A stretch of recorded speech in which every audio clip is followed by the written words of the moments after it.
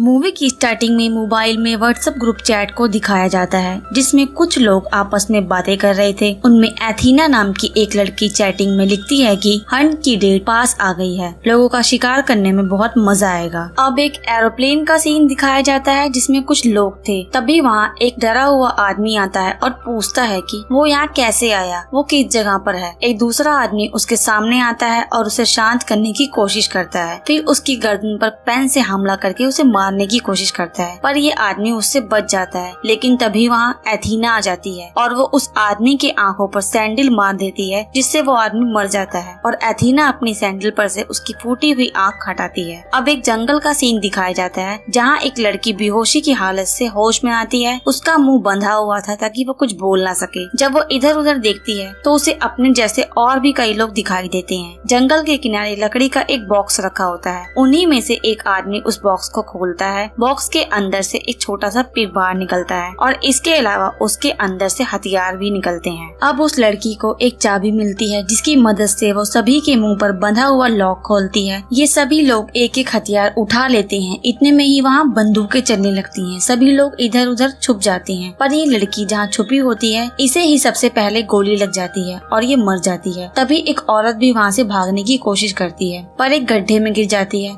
वहाँ लोहे की रॉड उसके शरीर के आर पार हो जाते हैं। अब एक आदमी उसकी मदद के लिए वहाँ जाता है, उसे बाहर निकालता है और ये दोनों जंगल की तरफ भागने लगते हैं। कुछ दूर जाने के बाद बॉम्ब ब्लास्ट होने पर वो आदमी वहीं मर जाता है और औरत का आधा शरीर अलग होकर फिर से वो उस खड्डे में गिर जाती है। उसी टाइम एक दूसरा आदमी वहाँ आता है और वो उस औरत की मदद करने की कोशिश करता है, लेकिन वो औरत उस आदमी से उसकी बंदूक छीनकर खुद को मार लेती है। फिर वो आदमी जंगल से भागने लगता है और आगे जाके उसे 3 और लोग मिलते हैं। भागते भागते इन चारों के सामने तार की लाइन आ जाती है जिनमें से 3 लोग तो इसे पार कर लेते हैं पर चौथा आदमी इसे पार नहीं कर पाता। तभी अचानक चौथे आदमी पर पीछे से कोई तीरों से हमला करने लगता है। ये आदमी जख्मी हो जाता है और गुस्से में पीछे जाने लगता है ताकि उन लोगों को मार सके जो इस पर तीर चला रहे थे, लेकिन इस आदमी पर और भी ज्यादा तीर लगते रहते हैं जिसकी वजह से इसकी मौत हो जाती है। अब ये बचे हुए 3 लोग पास की एक दुकान में जाते हैं। ये दुकान एक हस्बैंड वाइफ की थी जो कि बुजुर्ग थे। उनमें से एक लड़की वहीं पर पड़ी चीजों को खाने लगती है और उसमें जहर होने की वजह से उसे खाते ही वो लड़की मर जाती है। इसके बाद ये दोनों हस्बैंड वाइफ मास्क पहन लेते हैं और पूरी दुकान में जहरीली गैस फैला देते हैं। बचे हुए वो 2 लोग भी मर जाते हैं। दरअसल ये दोनों हस्बैंड वाइफ भी एथीना के साथी थे। अब ये दोनों अपनी दुकान को इतनी अच्छी तरह से साफ करके हर चीज को ऐसा ठीक ठाक कर देते हैं जैसे कि वहाँ कुछ हुआ ही ना हो। अब वहाँ एक लड़की आती है। वो इनसे एक जगह के बारे में पूछती है, एक सिगरेट खरीदती है और पैसे देती है। जब वो दोनों खुले पैसे वापस दे रहे होते हैं तो इस लड़की को उन पर कुछ शक हो जाता है। इस लड़की का नाम क्रिस्टल है और ये ही इस मूवी की मेन कैरेक्टर है। उन दोनों पर कुछ शक होने की वजह से क्रिस्टल उन दोनों पर हमला कर देती है और दोनों को मार देती है। इसके बाद वो दुकान से बाहर आती है और पास में खड़े एक ट्रक का नंबर प्लेट हटाकर देखती है जिससे उसे पता चलता है कि वो गलत जगह पर है। फिर उसे ट्रक में कुछ तार दिखाई देते हैं जो बम से बंधे हुए थे। अब वहाँ गैरी नाम का एक आदमी आता है। क्रिस्टल बताती है कि ट्रक में बम लगा हुआ है। अब क्रिस्टल और गैरी साथ में बातें करते हुए जाते हैं। तभी जंगल में ट्रेन की पटरी दिखाई देती है। वहाँ एक ट्रेन भी आ जाती है। क्रिस्टल ट्रेन में चढ़ जाती है और उसे देखकर गैरी भी क्रिस्टल की मदद से ट्रेन में चढ़ जाता है। अब इन्हें ट्रेन में कुछ लोग मिलते हैं जो अपने आप को रेफ्यूजी बताते हैं, पर क्रिस्टल उन पर विश्वास नहीं करती। कुछ देर बाद कुछ आर्मी फोर्स ट्रेन को रोकते हैं और सबको बाहर निकालते हैं। गैरी आर्मी से रिफ्यूजी के बारे में बताता है, लेकिन वो गैरी की बात नहीं सुनते। तभी एक आदमी माइक गैरी के पास आता है और कहता है ये लोग किसी की बात नहीं सुनेंगे। इसको इंग्लिश बोलता हुआ देखकर गैरी हैरान हो जाता है। माइक बताता है कि वो एक एक्टर है और ये सारे रिफ्यूजी असली हैं और ये सारे आर्मी फोर्स भी असली हैं। वो बताता है कि वो उन हंटर्स में से एक है जो लोगों का शिकार कर रहे हैं और वो गैरी के साथ मदद के लिए कहता है, लेकिन गैरी को बहुत गुस्सा आ जाता है और वो माइक की पैंट में बॉम्ब डाल देता है। माइक बॉम्ब को नहीं निकाल पाता और वो मारा जाता है। अब आर्मी फोर्स क्रिस्टल को रेफ्यूजी कैंप में ले जाते हैं और गैरी को अलग जगह ले जाते हैं। कैंप में क्रिस्टल को एक आदमी मिलता है जिसका नाम डॉन है। वो भी शिकार करने के लिए लाया गया होता है, पर वो किसी तरह भागकर आर्मी फौज के पास पहुंच जाता है। तभी वहाँ एक आदमी को दिखाया जाता है। उसका नाम ओलिवर है। वो कहता है कि वो अमेरिकन असेंबली से है। वो अपने साथ क्रिस्टल और डॉन को गाड़ी में बिठाकर कहीं ले जा रहा होता है। वो हंटर्स की तारीफें करता है और पूछता है कि उन लोगों ने तुम दोनों को क्यों किडनैप किया था। ये सब सुनकर क्रिस्टल क्रिस्टल को उस पर शक हो जाता है और उसे मार मार कर गाड़ी से धक्का देकर वो नीचे फेंक देती है और उसके ऊपर गाड़ी चला देती है, जिससे वो मर जाता है। लेकिन डॉन क्रिस्टल पर गुस्सा होने लगता है कि तुमने ऐसा क्यों किया, एक वही तो जरिया था जो हमें यहाँ से बाहर निकाल सकता था। लेकिन जब वो दोनों गाड़ी की डिक्की खोलते हैं तो उन्हें अंदर गैरी की डेड बॉडी मिलती है। ये देखकर डॉन को लगता है कि क्रिस्टल ने ठीक ही किया और दोनों को ये यकीन भी हो जाता है कि ओलिवर भी उन हंटर्स का ही साथी था और उन दोनों को मारने के लिए ही ले जा रहा था। अब क्रिस्टल डॉन से कहती है कि वो सभी हंटर्स को मार डालेगी और वो डॉन को कछुए और खरगोश की एक कहानी सुनाती है। लेकिन कहानी के अंत में जब खरगोश हार चुका था तो वो कछुए के घर जाता है। सबसे पहले कछुए की वाइफ को मारता है, फिर उसके बच्चों को मारता है और उसके बाद कछुए को भी मार डालता है और फिर रिलैक्स होकर उसके घर में खाना खाता है। इसके बाद इन्हें वही मैदान दिखाई देता है जहाँ पर वो हथियारों से भरा हुआ बॉक्स था और वहीं छोटा सा वो पिग भी था और वहीं पास में वो हंटर्स भी थे जो अंडरग्राउंड थे। वहाँ उनका ट्रेनर था जो उन सबको हथियार चलाना सिखा रहा था।